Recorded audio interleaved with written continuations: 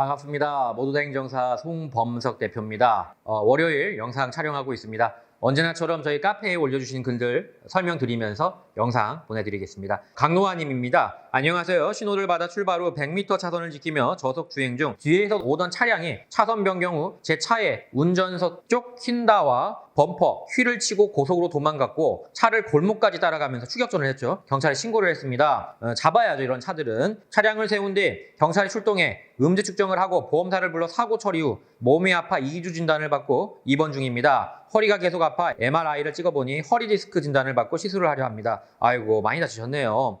합의를 어떻게 진행해야 할까요? 상대방 보험사를 통해서 민사 합의를 하시면 됩니다. 다만 제가 늘 피해자 입장에서 말할 때는 강조드리는 게 있죠. 뭡니까? 치료가 종결될 때까지 합의하지 마라. 왜? 치료 종결 때까지는 내가 어떤 피해가 있을지 나도 몰라요. 그러니까 완벽하게 치료가 되고 더 이상은 치료를 안 받아도 내가 괜찮겠다라고 했을 때까지는 계속 치료를 받으시라고 했습니다.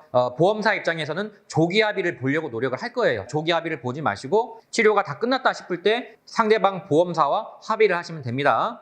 형사합의는 보험사하고는 관계가 없는 문제예요. 형사합의는 가해자와 피해자가 개인적으로 해야 됩니다. 자, 근데 지금 전치가 몇 주인지가 안 나와 있어요. 형사합의를 봐야 되는데 피해자의 경제적 상황과 가해자가 바라는 희망에 따라 다를 수가 있겠죠. 정확히 정해진 건 아니고 대략적으로 주당 70에서 100 정도는 나오는데 자기들의 의사에 따라서 하시면 됩니다.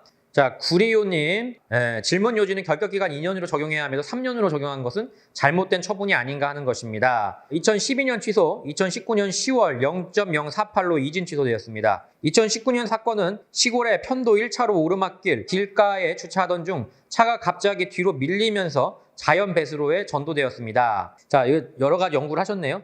도로교통공단 홈피 Q&A에 다음과 같이 나와 있습니다. 도로교통법 54조 제1항에 따르면 교통사고란 차 또는 노면 전차의 운전 등 교통으로 인하여 사람을 사상하거나 물건을 손괴한 경우다라고 나와 있고, 교통사고 처리특례법 제2조 제2호에 따르면 교통사고란 차의 교통으로 인하여 사람을 사상하거나 물건을 손괴하는 것을 말한다라고 하여 교통사고를 도로교통법과 같은 취지로 정의하고 있습니다. 이에 따라 교통사고 조사규칙 제2조 제1항 제2호에서는 교통사고란 차의 교통으로 인하여 사람을 사상하거나 물건을 손괴하는 것을 말한다라고 정의하고 있습니다. 도로교통공단에서 음주운전의 구분에 있어 단순 음주, 대물사고, 대인사고의 3종으로만 구분하여 행정상 책임을 안내하고 있는 것으로 생각됩니다. 따라서 이 사건의 경우 사람을 사상하거나 물건을 손괴한 사고가 아니므로 단순 음주 사건으로 분류되어 결격기간 2년이 적용되어야 한다고 생각하는데, 처분 측에서는 물적 피해라고 하면서 3년을 적용하였습니다. 제 차만 손괴된 경우에는 대물사고에 해당되는 물적 피해에 해당될 수 있을까요? 어느 해석이 맞을까요?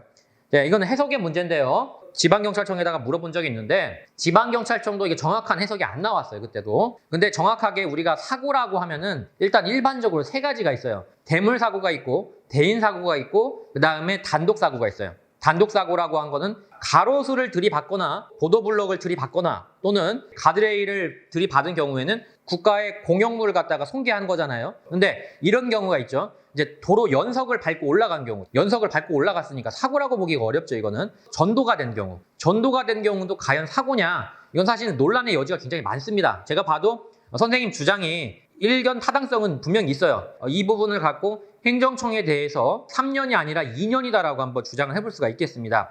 다만 그러니까 논리적으로 설명을 하면은 다른 사람한테 피해를 입혔거나 다른 물건을 갖다가 손괴한 건 아니기 때문에 사고가 아니지 않느냐, 교통사고에서. 맞아요. 맞는 지적인데 일반적으로 우리 지방경찰청에서는 그냥 혼자 굴러 떨어진 것도 사고라고 본단 말이에요. 어쨌든 이제 그런 부분에 있어서 주장은 가능하겠습니다만 그 주장이 받아들여질지는 한번 해봐야 될 것 같아요. 자, 적성검사 미필로 인한 면허 취소 구제 관련 질문제 좀 새롭네요. 이거는 베스트 레너인가요? 네, 1219님. 제 삼촌분께서 현재 수감 중이신데요. 내년 출소 예정이십니다. 삼촌께서 2012년 2월경 구속되셨습니다. 상당히 오래됐네요. 2012년이면 7년 전인데요. 당시 미결수 신분으로 밤늦게까지 검찰 조사를 다니시다가 보니 운전면허 갱신 기간에 적성검사나 기간 연장 신청을 할 수 없었고 교도소 측으로부터 어떤 통지나 운전면허 조건부 취소 결정 통지서도 못 받았습니다. 조건부 취소 일자가 2013년 11월 2일로 되어 있고요.